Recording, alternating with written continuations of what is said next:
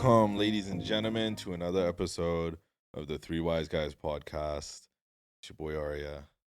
I'm here with Luke and D. It's been a while since I've said it like that, I think. But What? I said it's your boy Arya. Remember you asked me to phase that out last time. Yeah, because like you're a grown man. I know, yeah. Yeah. I just like. I kind of like that. It's your boy. There you go. Like what? Like you grow up. You're just a hater. People just Hater. need to grow up. That's Hater. all. Where's your BMW? I don't have a BMW. Next season, I want D to start all the intros. You know what? Maybe. It would be a good change of It would pace. be a good change. It would Let's be a good switch change. it up, and then Yeah. if I do that, I want to sit in the You middle. can sit in the middle. Okay, yeah. It's clearly of importance. Sit in the middle. It's not of importance, but like I'll talk shit either way, whether I'm leading the That's intros amazing. or not. So Well, if you think about it, we're actually like a group of four. Davin's just off camera, so Yeah. no matter what position you're in, you're actually kind of in the middle. Ooh. It goes to show you can alter your perspective or you can change the world. You know? Oh! stop making noises. What he says doesn't make any sense. It does make sense. It does. What do you viewer- mean? It makes absolute sense. Okay. It makes sense given all four of us here. From a philosophical viewers, standpoint. yeah, for the viewers who are watching us, they're like, "What is Luke talking about?" When I Well, say we're I want to sit yeah. in the middle, they know exactly. Well, the what I true mean. viewers would know Davin's off camera. Yeah. And Oh, there's the only one true position viewer. you could Shout do. out to you guys. Pretty Yeah. much at this stage of our podcast, we only have Yeah, we only have viewers. true viewers. We only have- There's no like Okay. sometimes So viewers. you know what? I say rotating next season, whatever that is. Davin will have to tell us what that we means don't too. even have seasons. But yeah, we don't. But whatever.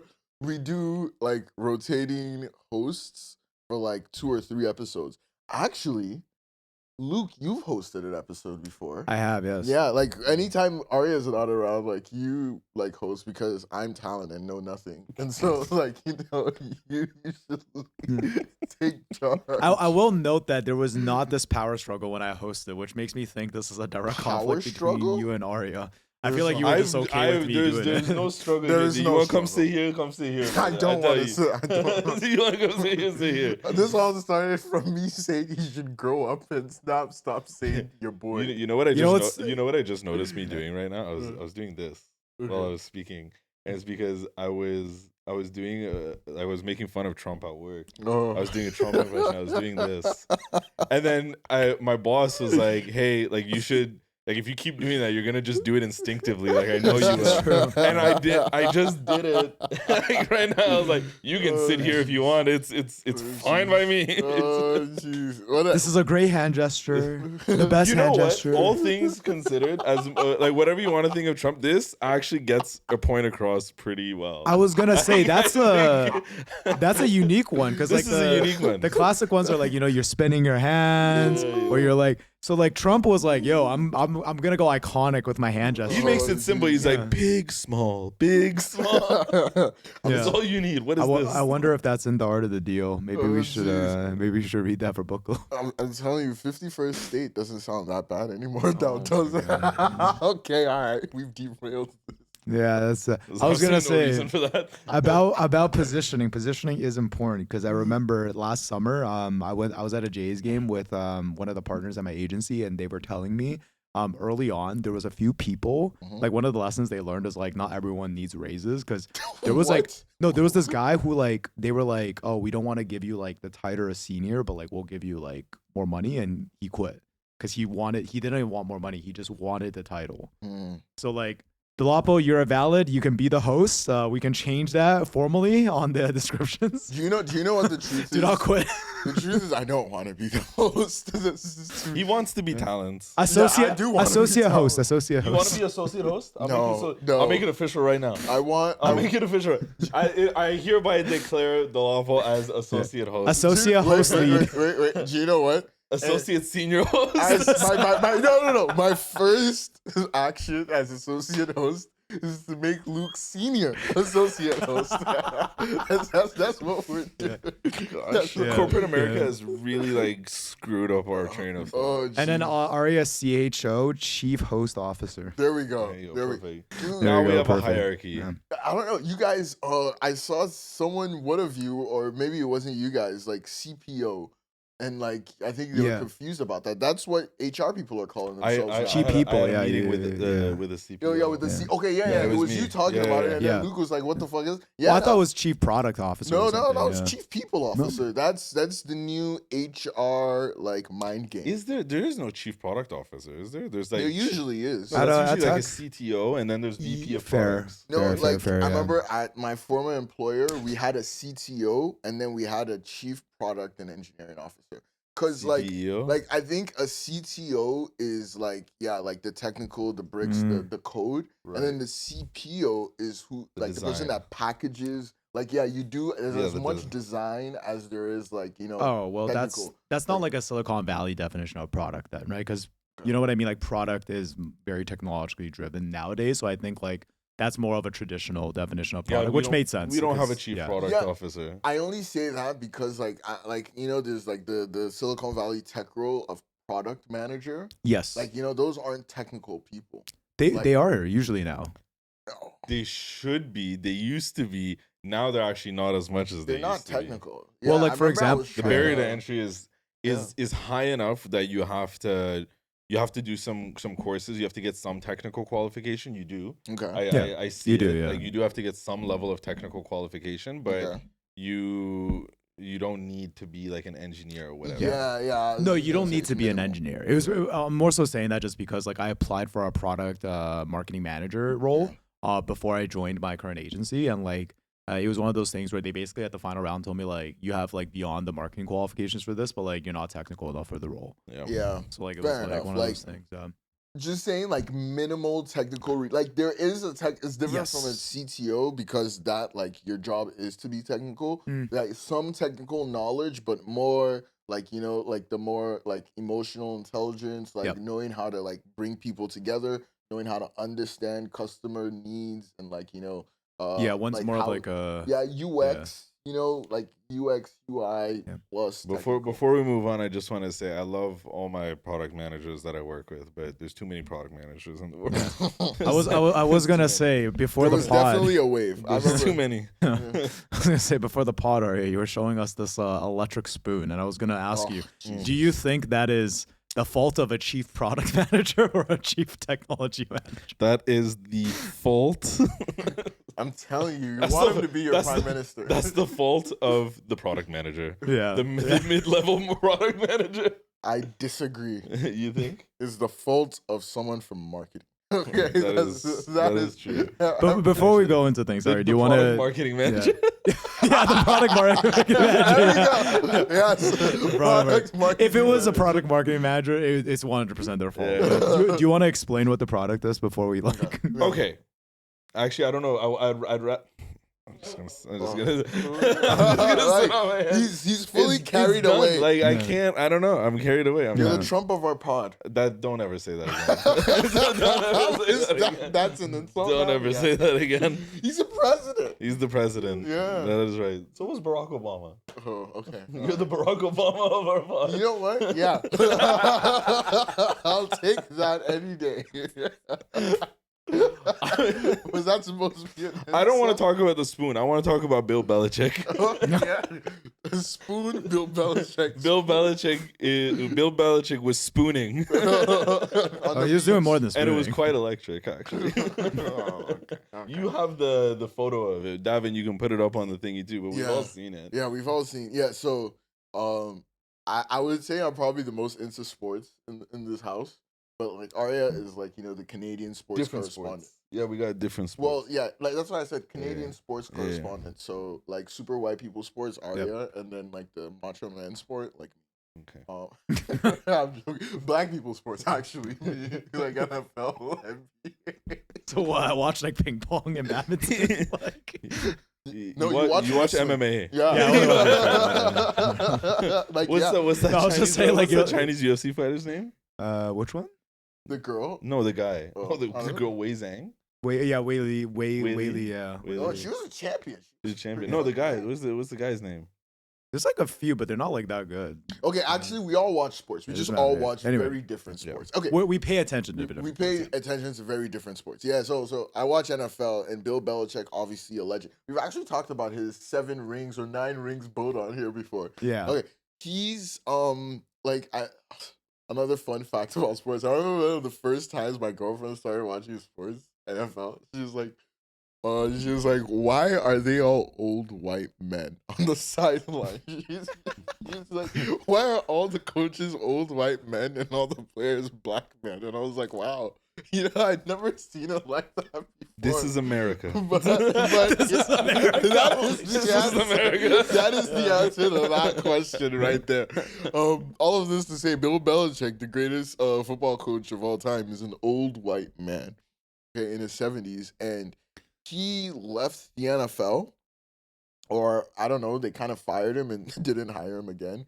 And he has a new job now for one of the sports programs. But basically, like, he's a free man for the most part. Like, NFL job compared to a college job, completely different. And Bill Belichick is making life choices that I support, I think are great. But it seems like, it's generating a lot of controversy. So he has a new... He coaches the students and he dates them too. Okay, well, yeah, maybe, as long as it's consensual, Jesus Christ. No, not as long as it's consensual. Okay, yeah, no, that came off completely wrong. Yeah, don't do that. But yeah, as long as it's consensual. And wait, I actually have a genuine question now. So I thought like you can't do like teacher-student relationships because obviously there's a conflict of interest. But if he's like a male football coach, it's not, and that's all he does. It's like, not illegal. Still... It might be against policy and he can get fired. Okay. Yeah. Okay. She's not a student. I'm just saying. Arya was just being making funny. a joke. Like she's not a student. Yeah, she's just a 24-year-old. I think from the article could be a I read, student. she's a 24-year-old, and he's between 72 or 73. I can't confirm. And from the picture, you guys can see Bill Belichick is on the beach. Dude, he's strong as fuck.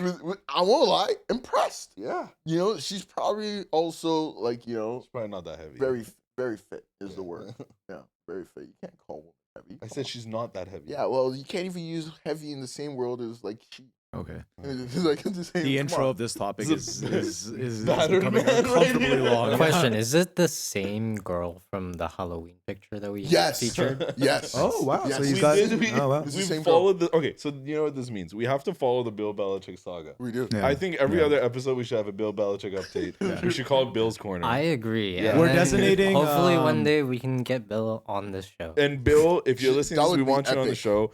I'm sorry for everything I said, but yeah, come on Yeah, the show. Bill, we need to learn leadership from you and how to be champions. Yes. Okay, Bill, And also how to score. you're the reason why I watched the NFL. Actually, this Yeah? is actually true because you know this. I started to watch the NFL during like the second half of Brady's run, Yeah. and like I think like my first live Super Bowl watch was the Eagles comeback, which Ooh. like that just cemented like Yeah. the sport of football for me. But like Yeah, that was a crazy incredible. Game. What This a guy- game! Yeah, for your first that guy game. is insane. I think that was the best Super Bowl ever, actually.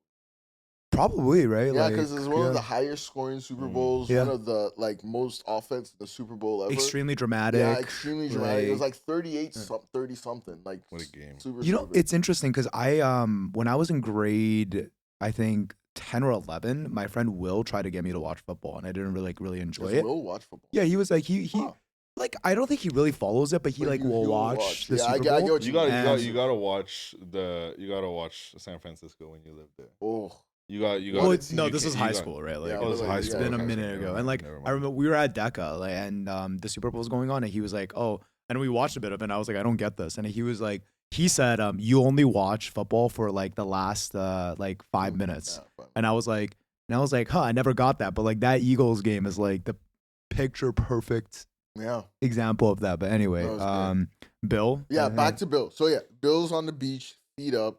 His girlfriend is playing airplanes on him, and I was listening to someone. Actually be like, if you look at the picture, you can just hear from the picture both of them saying "wee." I was like, you know what? he's just having a good alright. time. Yeah. And there's like just been like a crazy reaction. Okay, like I'm like love is love, but clearly some people don't think love is love. Some people think love is a little creepy. That's a bit creepy. 70 to 24 is definitely creepy. Yeah. But I mean, what are you gonna do? He's rich. He's lonely. You know what I mean? Like, Yeah. it's in his better nature. Yeah. Or, I guess I don't know the Yeah. exact phrasing for that one. And but I think his wife. Gavin, can you check? Like, I think his ex-wife died. I think. I'm sorry to hear that. I'm not sure. Beli. Belichick is kind of There we go. Trust me, this GPT is trained on my bad spelling, so it'll figure it out. Yeah. Debbie Clark Belichick. No, never mind. No, sorry. She's very in alive. 2006. She's very alive. I'm She's so around. sorry, Miss Debbie. But I mean, so I was gonna say something. This actually reminds me of a conversation. I don't know if it was my coworkers, but it was like with a group of like friends. And I feel like this is really relevant. So we were talking about age gaps, right?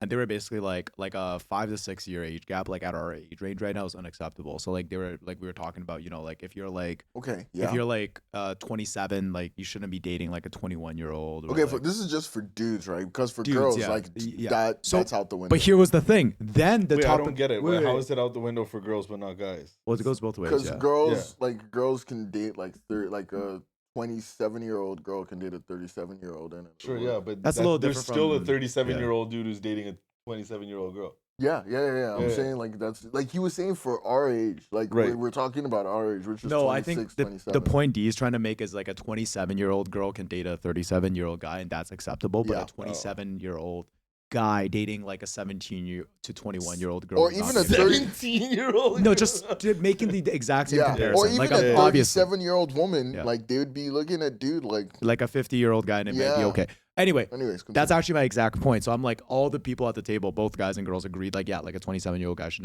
definitely not date a 21-year-old girl. But then they were like, like a 28-year-old girl can date like a 60-year-old guy. Like everyone agreed on that.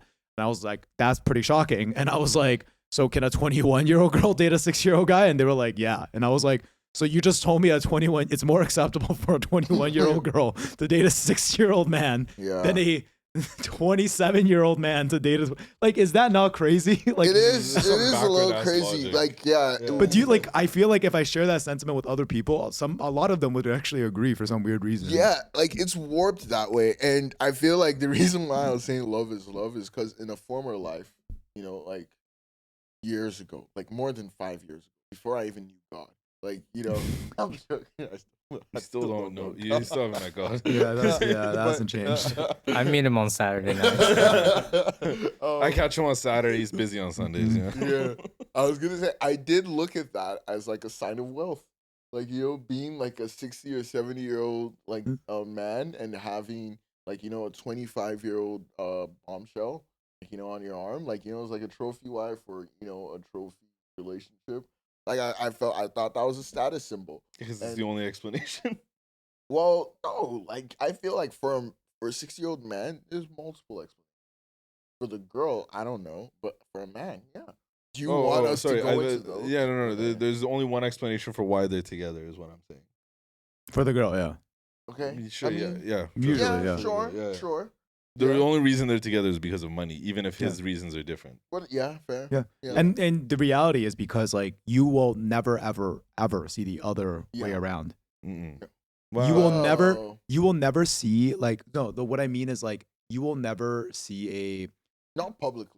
No, Cher did it. I was gonna say like there's Madonna. Yeah, Madonna, Cher, Jennifer Lopez. Okay. Yeah, like they kind of have made a thing, but like that's more. I get what you mean. That's more few and far between, and like we view those women as like I'm sorry, J-Lo, you're not as old as Cher and Madonna. I didn't mean that. I'm sorry. Yeah. I'm so sorry. Yeah, no, you're not. But you're not. But you do the same thing. Yeah, like they'll do that. It's a bit more rare the other way around. And, I guess it's that's also more my point. Yeah. Super wealthy women as well. Yeah, it's always. Yeah.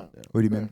Like the older women that are dating like younger men, they usually are wealthy to do women as well. Yeah, I would agree. I would just say like it's very common to see like an older wealthy man who's single like go for someone extremely young, but an older wealthy woman some of them might go for younger men, but a lot of them would date someone their age or older and also wealthy. You know what I mean?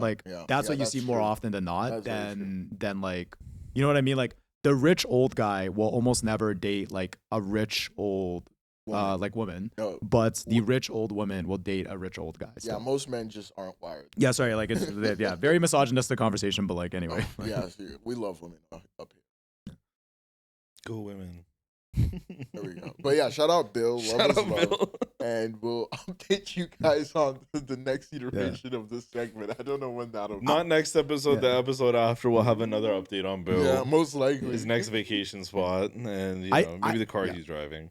Like, on the notion of love is love, like, I think my general opinion about that is, like, the objective of life, or like the goal of life, is just to manifest the things that you want, right? Yeah. So if your whole thing is like, I want a big happy family, and I want like my kids I have really close relationships with my kids, probably don't at a later stage of your life like divorce your wife and marry someone young. Like, if that's your goal, like if your goal is like to have that picture perfect-esque like traditional family, that you probably won't do that. Again, just saying picture perfect traditional family, not modern. Okay. Yeah. No, sorry, finish your thought. But then I'm saying, like, if your life goal is to maximize hedonism, like, yeah, like, of course, like, why not do that, right? Like, yeah, so I feel like where you're getting to is like throughout life, you will just go through different changes and you will have different goals. Yep. And so it may change to something else. Yeah. Yep. Yeah, no, your definition of success could change drastically from one decade. That's fair too. We're staying on this. I thought that was perfect. Okay, you fucked that one up. I did. Yeah. I take full responsibility. I was gonna say Bill clearly lived the traditional, normal, happy family. Okay, like 1977 or something to 2006. How many fucking years is that? I mean, you don't know like, that. 1977? Yeah, that was. Can we verify like when him and his wife got married? We just know he got married and he got divorced. We don't know if that's what he wanted. We don't know if he wanted a traditional like family life. Like all I'm trying to say is like, oh damn, yeah, 1977 and 2006. Yeah, that's 30 like years. Do you get what I mean? Older than me. Like, yeah. So he lived that life. And then he was like, all right, like, I've been there, done that. My kid literally is a 30-year-old coach that works in my organization right now. Like, he's probably married with kids. Like, you know what? I'm going to go. I feel like the weirdest part about those things is when you're dating someone that's younger than your kid. She used to be a cheerleader. his new girl. Yeah, that's she great. used to be a cheerleader. I'm not going to say her name. Oh, God. Yeah. Shout out to her, man. Hey, man. But your yeah. bag. Change is change, whatever the transition before. It's fine. It was just to preface it. I do think things change. You do change your goals. You do change the way you evaluate things in life. He's happy now, or at least I hope he's happy right now. Yeah, you know what I mean? That's really all that matters. It could be a situation where his goal from the jump was just to be happy. Yeah. Right. And the factors that make you happy are now different. Right. So do you categorize that as a change in your definition of success or a change in your values?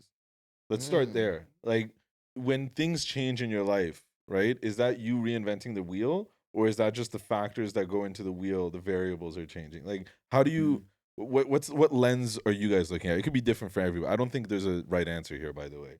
I just think everybody looks at it a little bit differently, right? Some people need to reinvent the wheel in order to feel like they're moving on. Okay. Yeah, go for it. I feel like off of your wheel reference, it's like you have that wheel and everything that associates with where this wheel is going to get you to your goal. But where that wheel is and where it is located, you have to go off of that, and you have to adjust. So if there's a terrain that's more bumpy, then you have some challenges up ahead. If it's a moment in your life where it's a smooth road, then things are a bit easier. Yeah, sometimes you need to switch to all-wheel drive. Yeah, that's really what it is. I am of the opinion that you, for the most part, your wheel doesn't change, right? I think you fundamentally at your core, you don't really change. People don't change like that. You know what I mean? There's things around your personality that change, and your personality will change. Up to a certain point in your life, you will change a lot, but after a certain point, your wheel is your wheel. And that wheel now consists of a few different variables, and the way you look at that wheel might change, but fundamentally that wheel is the structure of it is still intact. Does that make sense? Yeah, I get, like, you're more so like you might be talking about like core values and like what makes you up. Yeah, like I see that. I kind of agree on that, but like I disagree in the. Actually, no, I don't know if I agree. Like, because my positioning is actually like your value system is always evolving. But they're like throughout your life, there are things that will make it change less. So like I believe generally people don't change, but that the reason is because their environments don't change or their relationship to the environment. And I think that's a really important point. Like not just the environment, but their relationship to the environment. And what I mean by that is there are people who are more like, whatever happens, I just have to, like, this is just the way it is now. And throughout the course of their life, no matter what events happen, they're just going to go with the whim of it. So that relationship doesn't change. And like, they might change their personalities, but that will manifest in similar situations for them. Whereas if you're like a proactive person, let's say, like that, your relationship to external events is that, if that makes sense. So that doesn't change, but you as a person might change, if that makes sense.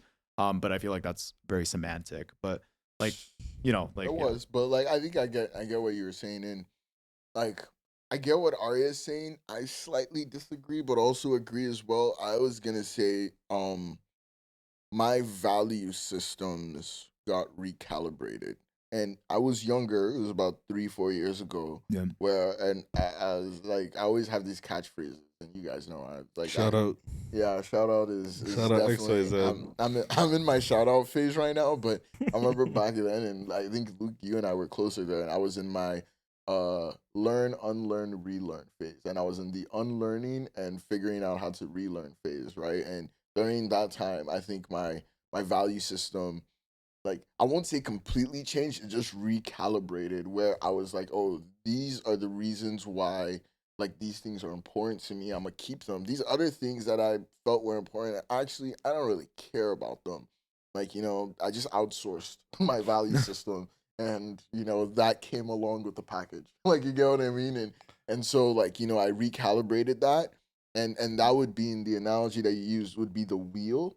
Like, you know, maybe going from a bike wheel to a car wheel, like, you know, like spreading it, becoming a little 3 sturdier. spokes, 10 spokes, 20 spokes. Like, you get what I mean? You add Like, a spoke, you take away like, a spoke. like, at the end of the day, it's still a wheel, which comes back to, oh, people don't fundamentally change. Like, you know what I mean? So, like, that's why, like, I agree there, but, like, that's why I'm using the word calibrate a little bit. Like, you know, fine tune it and figure out, like, hone in, focus on what I actually care about. And then, all the way back to the change topic, if I answer that question, then it's like, okay, now that I figured out the wheel, what Luke mentioned about the environment, man, so important. And Davin was highlighting it. Okay, you're in a bumpy place, you know, like, are you in I'm studying for my G1 test. Are you in a highway with multiple lanes, or are you on a street with, like, you know, dashes, and, you know, it's like, oh, both cars facing different directions or using the same road. You know what I mean? Depending on your location and the environment and your relationship with that environment, like, you know, that wheel can, you know, it'll do different things. You might surprise yourself. You know, sometimes you might do exactly what's expected. So I don't know. That's how I look at things, at least from my personal experience. And yeah, I was younger, and maybe that was why my wheel could change. But I imagine now that I'm older, it's going to be a lot harder. Before Arya jumps in, though, I kind of wanted to like speak a little bit on that, because like when I say like relationship to the environment, to me that change is very consistent with that. Because let's say like this is gonna come off negative, but I don't mean it in a negative way. Like when we were friends early on, one of the things I thought was really awesome was like your ability to prioritize yourself. Because when I come from seriously, like I come from like a household where it's very like, you need to do what's best for the house. You need to give. And like, I felt like a lot of like prioritizing myself was seen as like selfish or negative, right? And I think that was like an awesome trait that I could learn from you. And back then, what that manifested in a relationship context is like, I need maximal like output. I need like lots of, experiences, etc. But then as you grow up, you're still in that same journey of prioritizing yourself, where you realize that like, oh, for me to do that, I can actually do this with the relationships instead. Yeah. So that's why I kind of mean by like your relationships to the external environment. Like, yes, you are changing, the situation is changing, but what's core is like your effort and focus of like, I'm going to drive my will, my life, my vision. Whereas, for example, if I were to say my broad thing, mine is more about like connecting with people and like feeling appreciated and feeling like connected in a community. Yeah. And I feel like, although that manifests for me differently today, it's still like that's the thread, if that kind of makes sense. Like, do you know what? That's so perfect. And I love that because you're my friend, and that's why you know what you just said, because that was the change, my value system. Like, when I came out of that process, that was my realization, where it was like, I need to be selfish to be selfless. Yes. And then like, I need to prioritize myself to be able to help people around me. And obviously it did, like, I was maybe a little bit obnoxious, during my first years, but that has evolved Yeah. so much, like talking about the Yeah. environment, like, having people that care about me and people that love me. Like, I understand, like, yes, put yourself first, be selfish to be selfless, but understand, like, there's a fine line here. It's not that blurred, actually. It's a Yep. really fine line. At least so far in my life. Maybe when I get older, it might change. Yep. But yeah, no, that was just like a great way that you just basically articulated it. That was kind of how my value system switched, right? Yes. As opposed to, being tied to what my parents thought or what grades I had. And like, I'm like, no, like whatever I want is based off of me. Yep. I'm gonna And drive that. I think too, you guys both touch on this, and like you guys elaborate a little bit better than me. The reason why I said there's parts of you that you fundamentally can't change is because you grow up a certain way. You're taught Yep. certain things, you do things a certain way, and as unfortunate as it may seem, that probably won't change, or at least it's very, very difficult to change some of those aspects in terms of how you maybe approach problems or how you maybe react to things. Those are things that you can probably change a little bit later. But Yep. essentially, from 0 to like 18, you're in one house, one environment, you're taught things, and you're structured a certain way. That tends to stick with you. It's the layers on top of that that you now Yep. have a little bit more modularity. Yeah. And you have maybe like 6 years to Yeah. rewire your brain before. No, I think before you're things are right. kind of Yeah. solidified in. But like, I get what you're saying. Not to say like, oh, there's no hope or you're helpless. Yeah. That's not true. Actually, there, like Dee said, it's a fine line between what you can and can't change as well, right? Yeah. And the things you Well, can't change won't get in the way of you implementing the good changes that you want, Yes. right? Yeah. It just kind of makes you approach problems a certain way. That's my point. No, I totally agree. Yes, in terms of It's the a way you predisposition. approach a predisposition. But I was gonna say, like, and it's also easier for some people to change than others. I would say it was probably easier for me to unlearn a decent amount and change my value system because, yeah, 0 to 16, I lived somewhere, but then I moved halfway across the world, lived on my own, and 50% of everything I thought got shattered. Yeah. Like, and then it was and then like I learned that, and then I moved to another city further up north in university, and it's like, whoa, like even the things I thought I knew being in like a controlled environment in boarding school got shattered even some more. You know what I mean? And then you it was, met us. yeah, literally. I was gonna say that moving from my friend group of like people that like had similar upbringings to people that had completely different upbringings shattered some more stuff. Yep.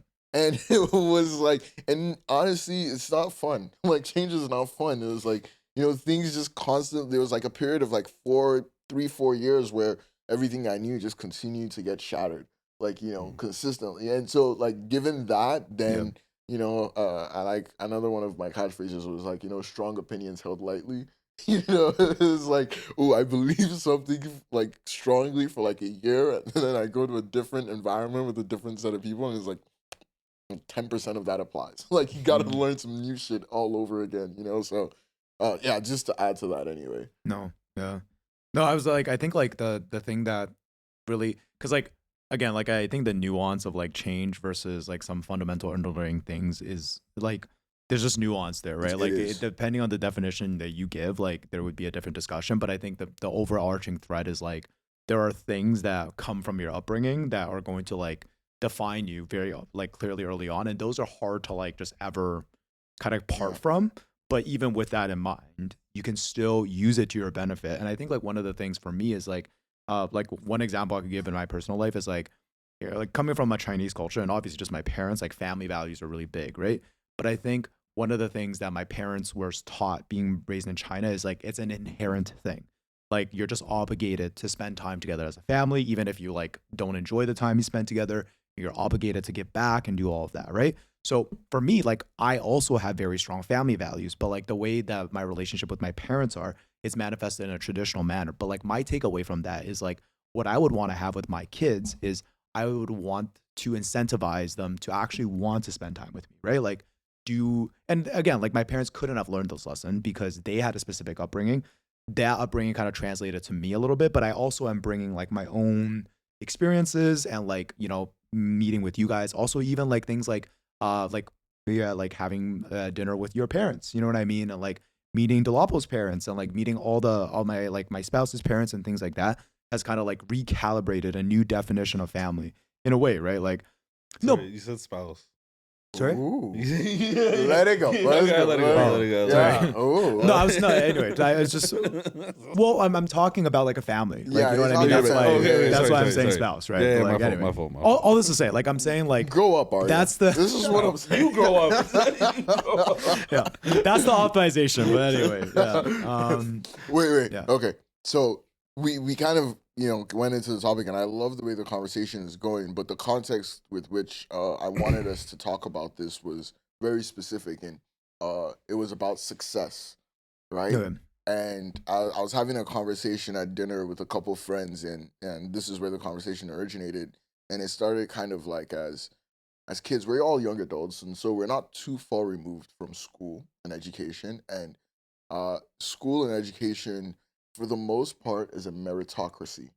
And so, like, success has a very, very straight definition. It's scores. It's literally in all your subjects added together, divided by the amount of subjects, and you figure out who's top, right? And like it's very straightforward, based off of merit, based off of effort. Like you figure it out.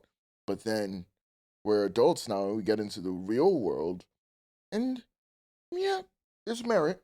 Merit still definitely is a thing, but I personally, and I'd be curious to obviously hear everybody else's perspective on that, found out there's a lot of other things in success. Like me personally, I know one thing that I didn't necessarily value, and I've come to value in the last like 2 years, I would even say very recently, is just having a community and like friends and people that love you. Like, like I didn't necessarily value that or think about that as success before, but like now I'm like, no, that has to be in my definition of success, right? Yeah. So that's an example. And then there's like opportunity, like I've experienced someone who took an interest in me and was like, hey, like I think there's something here, like I want to help you, I want to do that, and yeah, and like I found that as success. Like it's just finding someone to take an interest in you. Yeah. I found that as success, and like there's also like access to resources, like the money, right? Like I don't know if all the richest people in the world are the smartest people. I think university professors would disagree. So then it's like merit, like like is merit resources, is merit smarts? Because in school it was smarts, and so like those are like just like 3 or 4 examples of how like my definition of success has evolved since coming out of university. And I know even in university they try to do like this teamwork thing, from first year, second year, doing individual assignments to third year, fourth year, fifth year. At least for me, it was mainly group projects now. And so like being able to organize a group of people, like is like defined, like is a That's another version metrics of yeah, success. it's another metric of success. So I'm just curious, opening it up to Davin yourself and as well. I'd love to hear your perspective, but we can start with the guys here. How has success changed for you, like coming from uni and like the school system to being a young adult? I have an opinion. Okay. Leaving high school introduced the concept of the long game. So the long game fundamentally changed the way I view success. So in high school, and hear me out, this might be a little bit winded, right? But like you said, it's all based on grades. You'll get your instant gratification right away. You do your test, you get your grade, and then it's done. And there's not much else to that. You're gonna be back here for the next grade the following year, and there's gonna be more assignments to do, right? So the long game introduction was okay. Now you're thinking about a career, and now you're thinking about a future. It's something you don't really have to think about when you're in high school, right? You can think about it if you want. Great, you're ahead of the curve a little bit. Think about it. Yeah, you should think about it. You will be ahead of the curve. I'll tell you right now, you have no choice but to think about the long game when you leave high school. But that fundamentally changed the view of success, and the reason for that is because now you have different time frames of success. So you have success over a course of 40 years, and now in order to not burn yourself out, in order to keep yourself motivated, you have to find success in the small things. And you have to find success in the short-term things. And you have to find success in the small. That's why we talk about small wins and small steps to big gains. that all is introduced when you enter adult world. And adult world for me happens after you finish high school. So that was a reality check that happened for me in that as well. But what were the metrics for your long Well, game? So like, how are you evaluating the long game now? Right. So the long game is evaluated now by a variety of factors because, when in high school, the goal is just finish high school, right? Like that was my goal in high school. Again, you guys might have had different goals. People all have different goals, but like my goal when I was in high school was Get into an Ivy. get into university, right? Like very simple, very straightforward. Get into school. You know what I mean? Continue. That was what I was stressed about, in grade 12 was getting into uni. Now it's like, okay, I want a family. I want X amount of money. I want to maybe live in this place. I want to be around these people. Like these are now the metrics that I define it as. And that has made me rethink the value I put on any one of them. When I was in high school, maybe it was like, oh, like I really just want a really good paying job and that's success to me. But now that I have all of these, it's like, yes, I still want that, but that is no longer as valuable on its own and is now a part of a value system between all these other metrics that I've introduced. So it's kind of like when you raise funding rounds for your startup and you dilute your shares. That's kind of what happened to my metrics of success. Each like new revelation was another funding round essentially that got introduced and that diluted the previous share. So that's just me. Yeah, I want to stop here because I think you were earlier actually talking about two different things. Like one is what are metrics for evaluating success, and then two, how is success generally defined throughout our lives, which applies to school. So I first want to start there. Success is inherently it has to be benchmarked with a goal or sort of specific metrics, because otherwise it's completely ambiguous, right? Yes. And we can still have those conversations, but that's why success largely is defined by things like grades, income, status, power, etc. How many followers you have, right? Like those are tangible products of success. So how is success broadly defined? I think this is actually pretty widely covered. Success is defined at what moves basically the human race forward, right? And that's why success generally is things like, are you a productive member of society? The school function directly brings you from a person who is, that's the purpose of the school system. Yeah. It's a person who is unable to contribute to society in order to get them into contribute to society. The way we're evaluating them is the higher marks you are, the more productivity you can deliver to society. That's the way we've defined it today, right? But that's what I mean by there's all these intangible metrics of success, because that's what school is supposed to be. School is like, you go to school and you get good grades, you go to a good university, you get a good job, right? But guess what? When we were in school, those were not, like, to me, not the core metrics of success. Some guys' metrics of success in school was, can I get laid before the end of high school? Some guys was, can I go to OFSA, and get a cool hoodie so I can continue to talk about it with my friends, even though I'm 26. You know what I mean? All this to say, like, shots fired. Those are. I myself. You know what I mean, right? Like there are intangible metrics of success. So like earlier you were kind of like talking about like art is an interesting one, right? Because like if you ask like an artist who's their favorite artist, a lot of them will have completely different answers, and it's almost always not the most commercially successful person. And that's an intangible measure of success, right? That's more so like what value do you drive? How much influence do you have, right? So I think like all this is to conclude on, like, I think there's two different conversations where it's like, what are the broad metrics of success in society and like how do you identify by those? But then also like, what are your metrics of success? And that's how like dilute, you know what I mean? Like when you're talking about in high school, the thing I was corely focused on was like maybe 80% grades. And I went to university and it was like 60% grades, 30% like summer internships, and then 10% like income. So we're I can we're like 20% grades. Yeah. You know what I mean? And then like now It it's should like be 60. Yeah, now 60. yeah. First year was definitely like still like 80% grades. Yes. It went down year after year after year.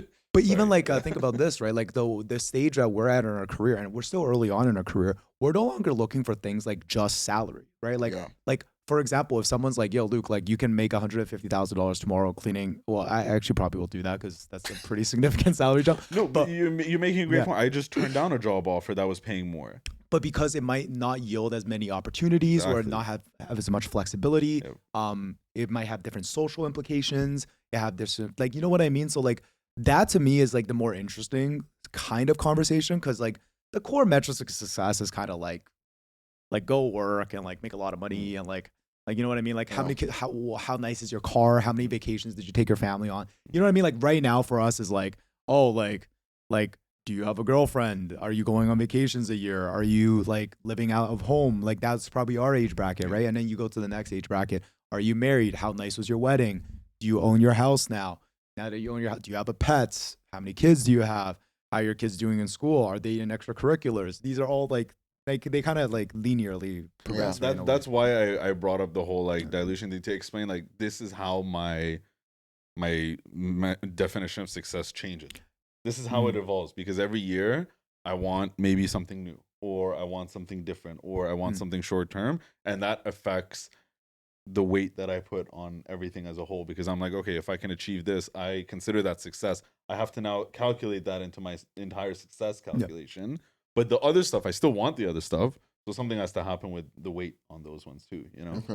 Because it's all like, sorry, and this is the last thing I'll say before I pass. It's always a mix, right? Like you're always going to pull from society's definition of success, and that informs your success metrics, if that makes sense. Yeah. Your success metrics is always a Venn diagram with society's because we're inherently a social race. Like we can't exist in this society without participating with each other. You know what I mean? Well, like, are you asking specifically how has it changed for us? Yes. Specifically. That is the question. I was giving you a blueprint, but you want specifics. No, I don't want a blueprint. I want to know your experience and your experience and your experience, and I'll say my experience. Yes. Right? Okay. Sorry. Because that has been like I don't know. Like I think I've gone through that, and I'd like to think we've all gone through that. We have. And the ones that we pick from society's cores are completely different for each of us, right? That's true. Yeah. You know, like Bill Belichick, maybe not a happy family. Like I said maybe, okay? Like, but that's a happy family is part of society's core success. Maybe, yes. Like you get what I mean? He didn't pick that, so yeah. At least that's. But you guys have spoken a lot. Maybe. Damon. Just to, I guess very quickly, I feel like I have a different take on this. Okay, that's good. Just because, like. For me, like I like to see life very philosophically, and that has been, I guess, a product of like learning that through high school and university. But essentially, I'm very like right now, at least, in tune with the idea of like balance as well as like the idea of like internal success. And to me, it doesn't really have like an association with other metrics. Like those metrics do exist. So like, for example, if we were talking about money and using that as a metric of success, then I think like regardless of whether I'm up or I'm down in terms of finance, it doesn't necessarily for me mean like my success is like anywhere lower or higher. I find that it's just a moment of this is bad and this is, something that's going to happen inevitably. And so I have to live with that idea that it's going to be a constant thing that could happen. And there is also the idea that the constant good could happen as well. And so believing in that for me, that is success enough, if that makes sense. Yeah. There's other things that will make my life feel extremely happy. And in those moments, I will feel success. It won't necessarily mean like I'm looking forward to this end goal. It's that journey that I'm really interested in. And the moments of success of feeling like I've accumulated something or done something or succeeded in something, those I strive for. I know there will be moments of failure. And so the idea of like having success and failure, we have to live in that world personally. That's really, really wonderful. And that's well spoken. Yeah, that was really well said. I was gonna give an example too. You want specifics of like how it's evolved. I'll give you two. I'll give you one in high school, and then I'll tell a funny story after, if you guys don't mind. But like in high school, I was very focused on I want to be a part of a lot of friends. You know what I mean? I want to touch all these different friend groups. I want to do this for the sake of being connected and not feeling left out. Right? I'm proud to say I do still have a lot of friends. I'm a part of a lot of different groups, but my purpose in doing so has changed. It's not anymore like I want to be a part of these to not feel left out. Now it's like if I don't have them, that's great. My point is I want to be a part of people who accept me and who love me and who I can love as well. And I have that naturally as a result. You know what I mean? So part of the definition is it might be the same goal, but like the reason behind it has changed now. And I feel more aligned with that definition of success. But the funny story I was gonna say was, and this is to speak to like how things change. I don't even know if this is relevant, and I don't know if I've actually said this on a pod before, but when I was in elementary school, my mom's gonna hate me for saying this story like in front of everybody, but when I was in elementary school, we did this one class project where we had to talk about what we wanted to be when we were older, right? And you know this story? Yeah, you know this story? Yeah. So I had this one friend at the time, his name was Garrett. Shout out Garrett. Yeah, say shout out Garrett. And he was really into bugs. And I guess like I was by association, I was also into bugs. We used to catch these grasshoppers outside on the playground. We just put them in jars, make them a little house and everything. I also did this. Yeah, with like some trash or whatever it is. You make them a little house or whatever. And so we had this brilliant like business plan. And I was like, this is how I'm gonna execute it. So the time came for our job fair type thing where we have to make a report about what we want to be when we're older. And we put it on display on a parents' night. All the parents came in. So Garrett, he did his, and he was like, I want to be like a home builder for grasshoppers. Right? I was like, that was the extent of the project. I swear we were in like the 3rd grade. Okay. Mm-hmm. And then everybody's like, I want to be a doctor. I want to like be a lawyer. I want to be an engineer. I want to like do all this. You see mine is like, I want to be a garbage man. I said that for real, and I was so innocent. And the reason why I wanted to be a garbage man was because I was gonna work in conjunction with Garrett. I would collect garbage, and we would make houses for the grasshoppers, and I would make houses for him, and then he would build them and keep the grasshoppers. The reason why I'm saying the story is 1, because it's funny and a little embarrassing. 2, my definition of success at that moment was vastly different, but fundamentally I wanted to be happy. And I remember my definitions of success changed, like what I wanted to do changed so many times. I wanted to be an architect, I wanted to be a hockey player, I wanted to do all this stuff, but the core of all of it was I just wanted to be happy. And then I did a couple projects like later in high school where they asked, what do you want to be when you grow up? And consistently I just said, I want to be happy. So some definitions of success don't evolve. And that's fine too. I think that was the point that I was trying to say to that. Yeah. But yeah, that was just a story. That was just an anecdotal thing. I think like in a first of all, that's hilarious because like I've like when you first told me the story, it was I think with your mom, and I'm just imagining your ethnic parents come in.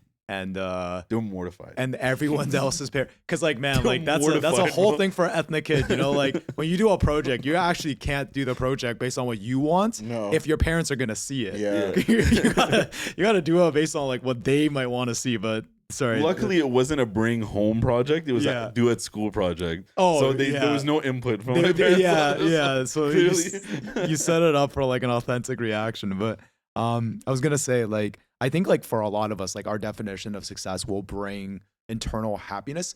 And I want to almost use a different word. I want to use fulfillment. I feel like that is what we're all talking about at the end of the day, because like happiness is fleeting, right? Like Davin's definition of success will bring him fulfillment.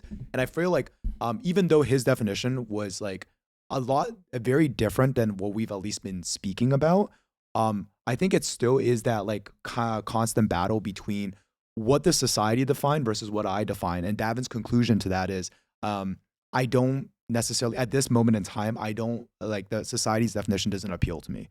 And what's more important is what my definition is. And it's very like not in alignment with societies. I want to make sure I'm not putting words in your mouth either. That totally makes sense. I think there are some like, I guess, metrics that I have to play along with just because of that community aspect. But in terms of like that fulfillment at the end of the day, you're absolutely right. Yeah. But like to your point, like how has my definition of success changed? I think the definition hasn't changed, but it's manifested differently. Like for me, I remember a very long time ago in like when I was growing up, my grandpa was telling me this story. And I don't know if this is a real story, but he was basically talking about this funeral service and how he was he was like in China, like he was walking around and there was this big funeral service.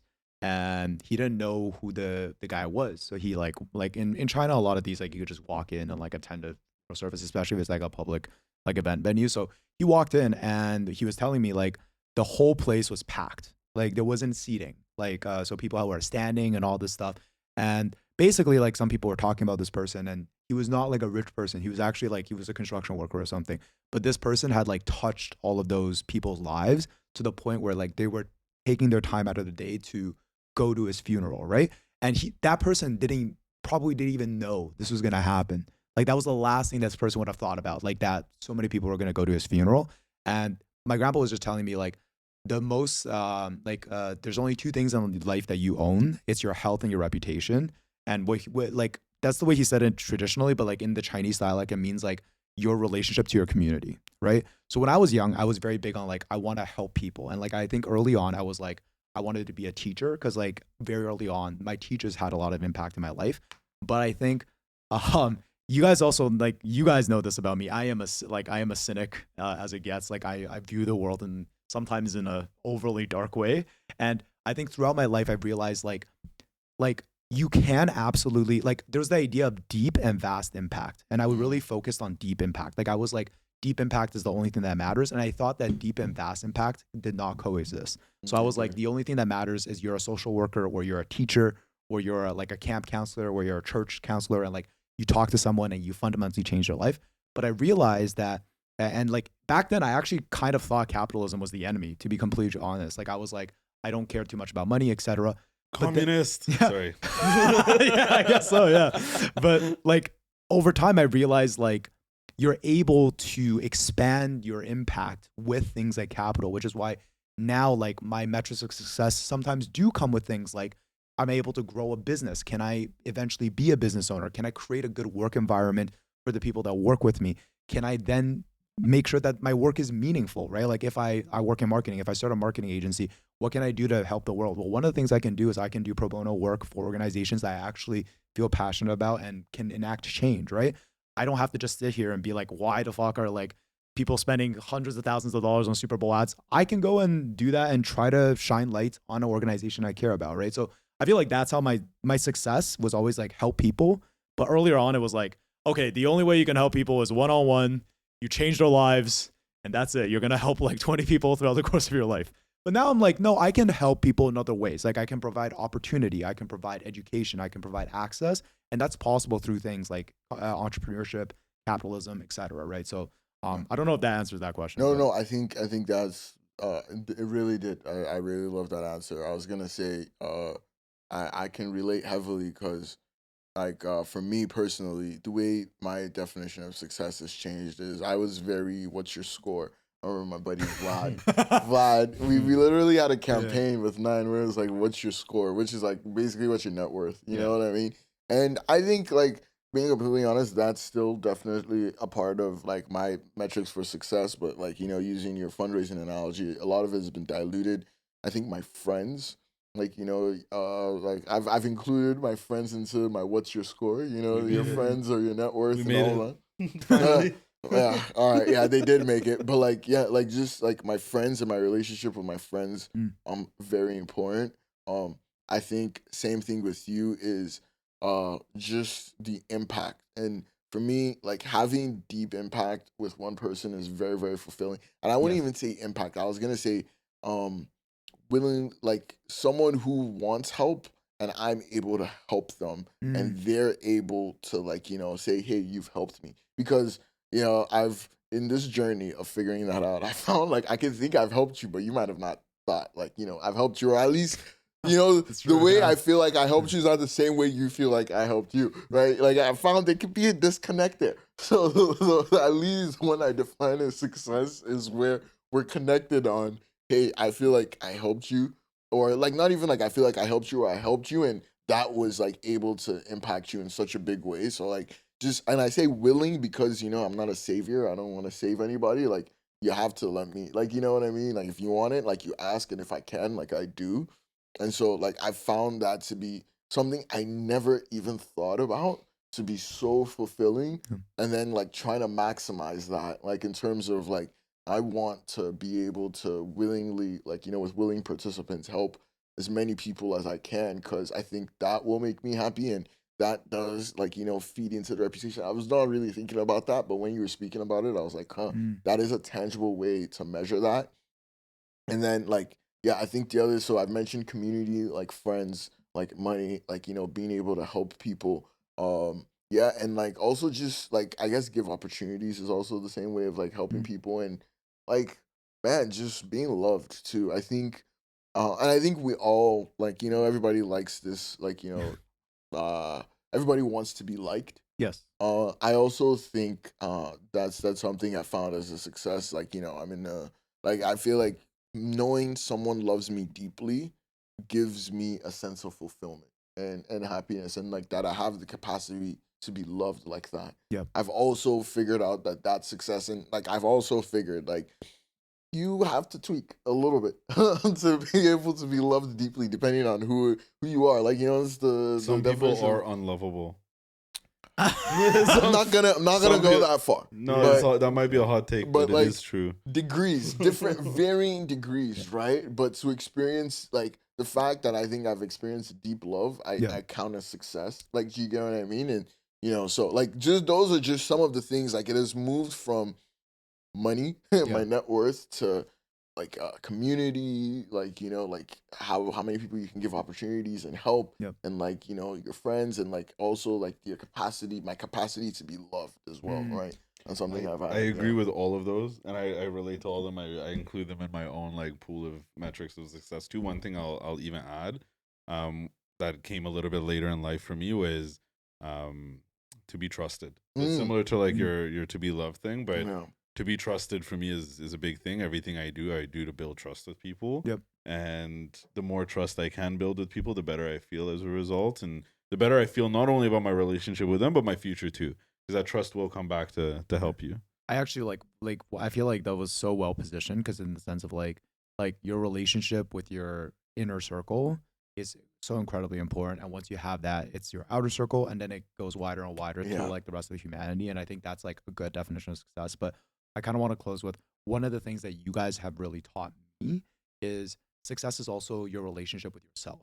And that was like, I think, a really big learning outcome for me, where it's like, it doesn't matter where your relationships or other people's feeling about the relationship towards you, or your feeling the other way, if you do not have a strong relationship with yourself. And I think things like being able to trust yourself, like, or forgive yourself, or think of it, or like being able to recognize like, it's okay that I failed and I will continue to fail, but like I will continue to get up. Or like, just because I made this mistake does not mean that I don't deserve love. Like, these are things that I feel like I literally never thought about. And I feel like throughout the rest of my adult life, I'm going to be like unlearning some of those things, right? But like that, I feel like is like, literally never thought about that. Like, just like your relationship with oneself. And I feel like actually that's I feel like is something that Davin's probably a lot better at than myself. But yeah. One thing I want to add on, because you did say something about like for you, the connection part is important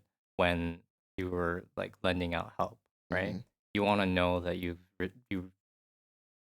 help that you've given has been received. Yeah. I want to challenge that because like I'm trying to, in the past like few years, have been trying to like understand what it means to have an unconditional love and what to display and what that looks like.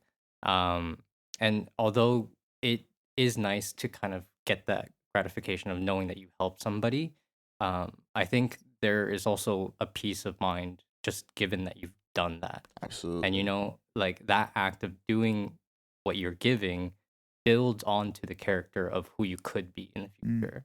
Yeah. And I think that's something that's beautiful, and people just sometimes overlook that, and they are relying on success off of somebody else's response.